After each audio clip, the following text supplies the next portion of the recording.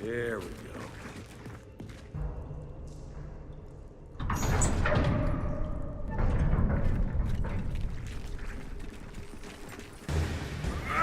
Ah, shit! Really hate that shit! Here they come!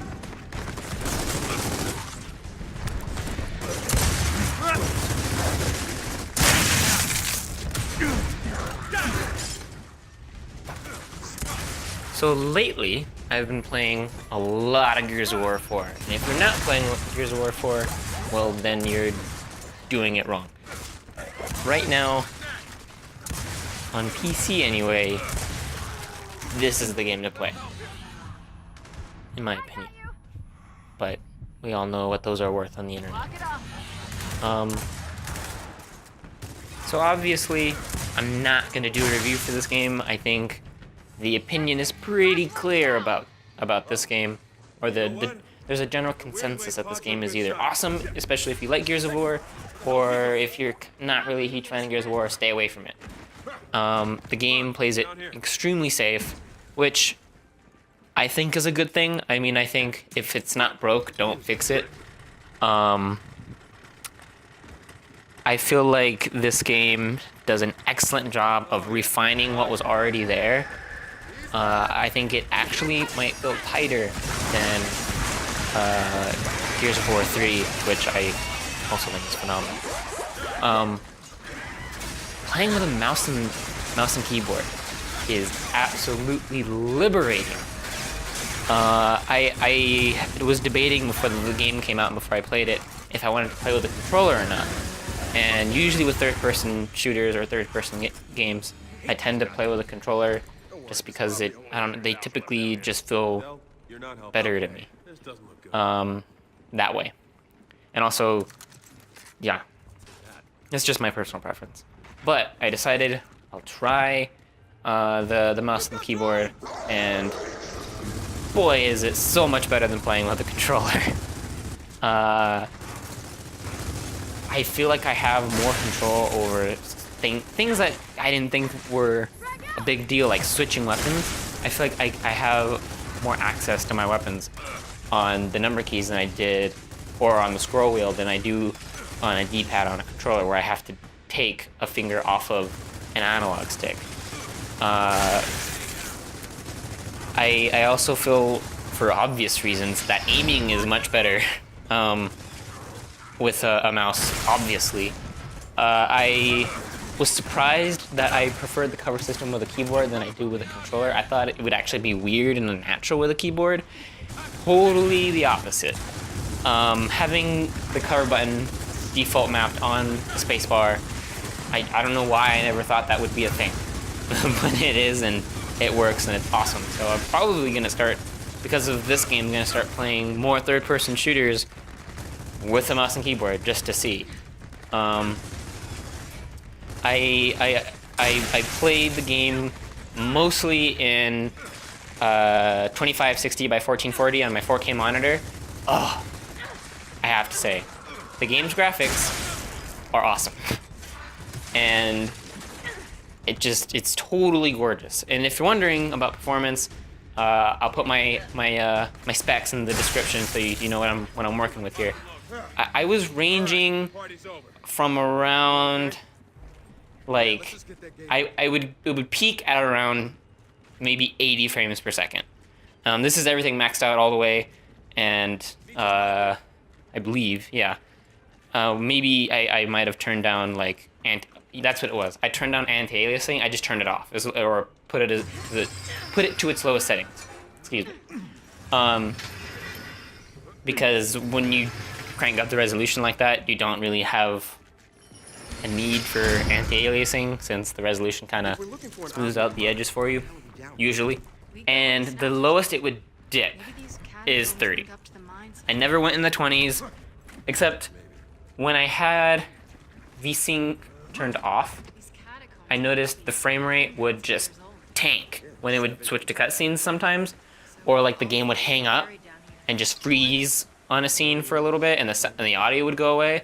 And there were a couple times I'm like, oh great, it's gonna fucking crash, and then it doesn't, and then it continues, and the audio and it just continues like normal.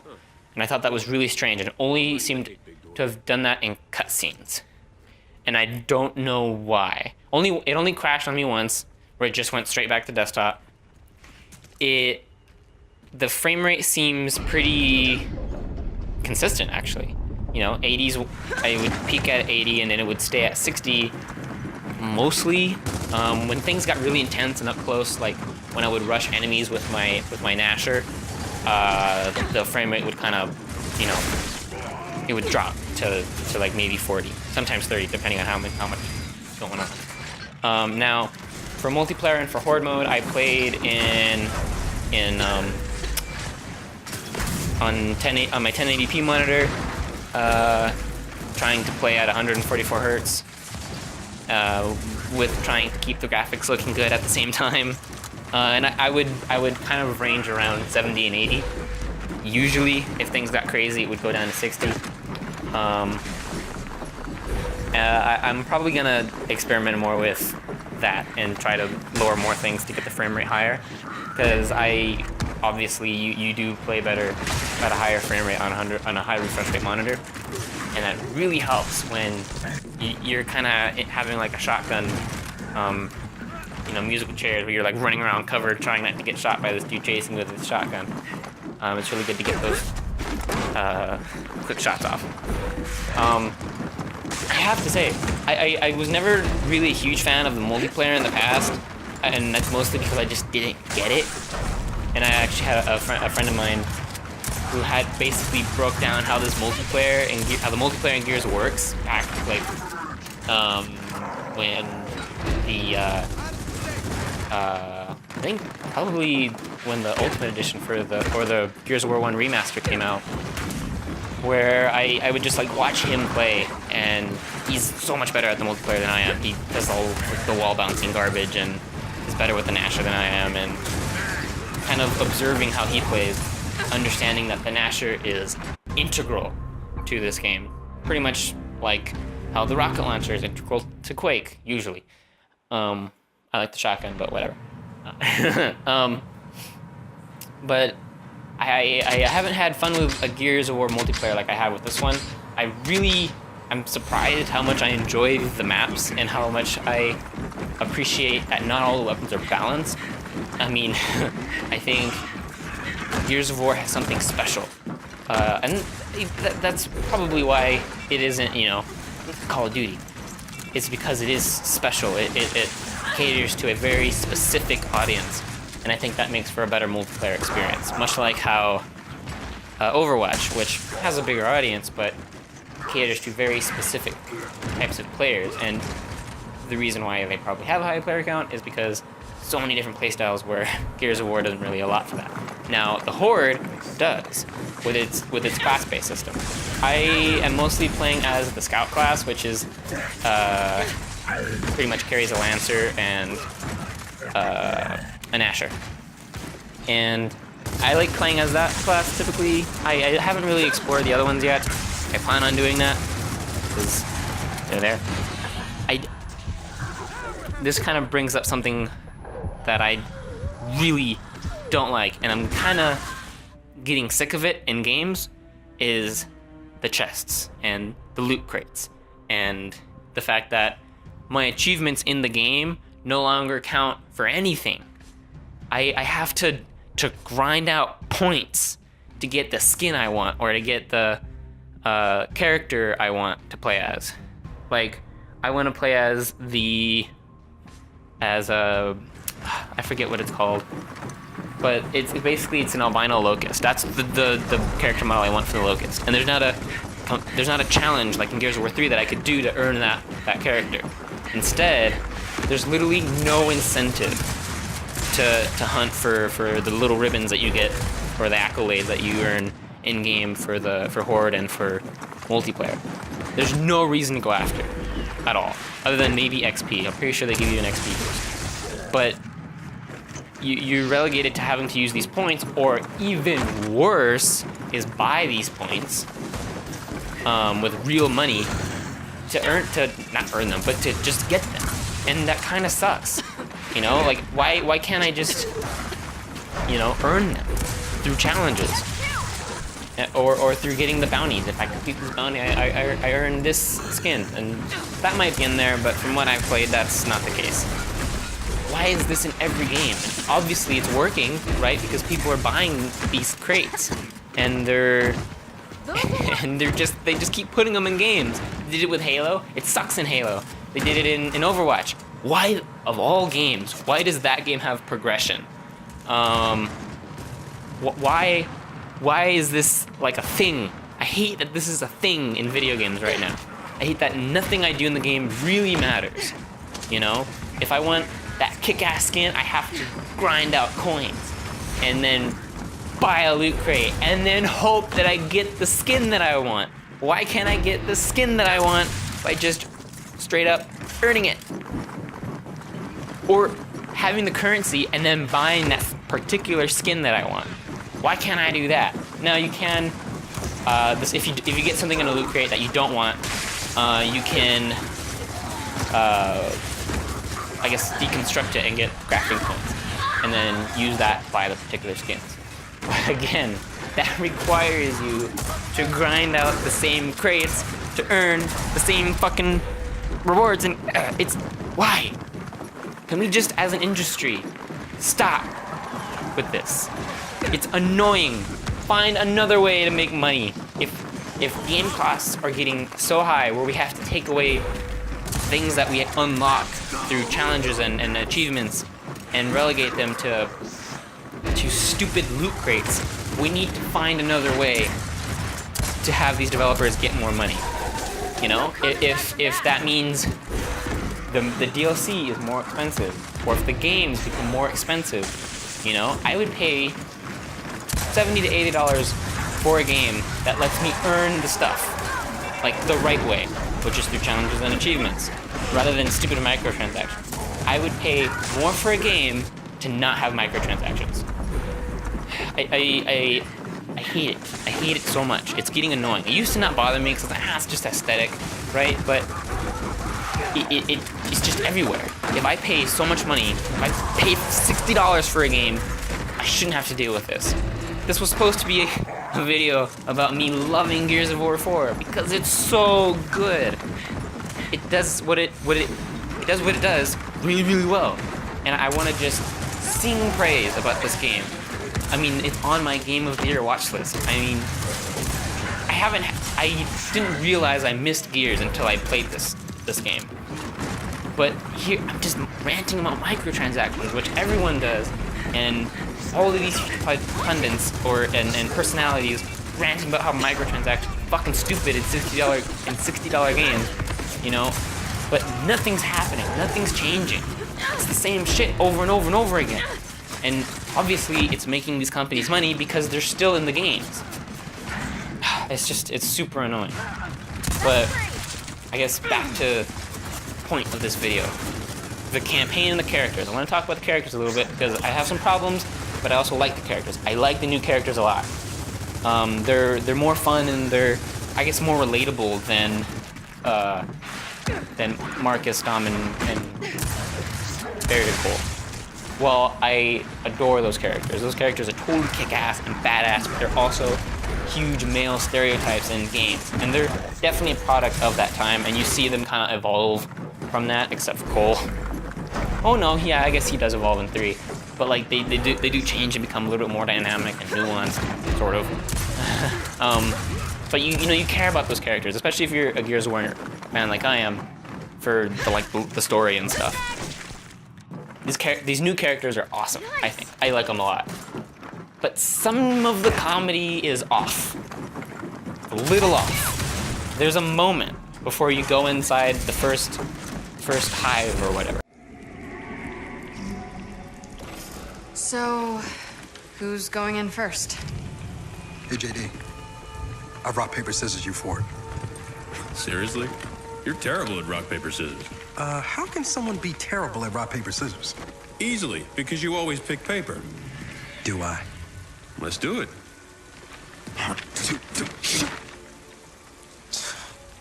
it.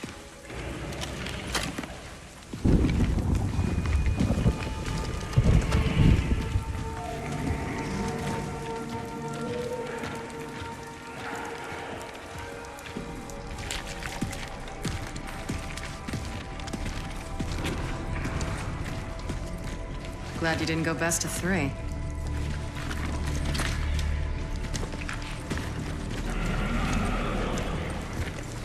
Our 2 leads decide to play rock, paper, scissors, just to see who's gonna go in first. Your dad was kidnapped, you need to go save him. Not a good time to play rock, paper, scissors. And I don't know why it bothered me so much. And I was like, whoa, no. Whoever wrote that in, no, don't do that again. I think it's almost like these characters are sometimes, there's like some dissonance between what they're doing and like what's happening to them, right? And I do like the jovial kind of like laugh in the face of danger kind of thing, but if you build up this like this emotion and this you know, when Marcus first gets kidnapped, damn, I am at a loss for the character's name, but his son, James, JD, yeah, that's what it is. He like gets angry and like throws shit and whatever, and I'm like, and then you just like, and then it just kind of, it becomes this kind of inconsistent, like, sometimes he's stressed out about it and he's freaking out because the snatcher or whatever it's called is getting away, and sometimes he's just like, hunky-dory and let's play fucking rock, paper, scissors to see who's gonna go in the scary hive first.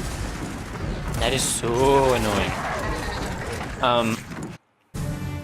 I don't know. Sometimes the comedy is really funny and it works or whatever.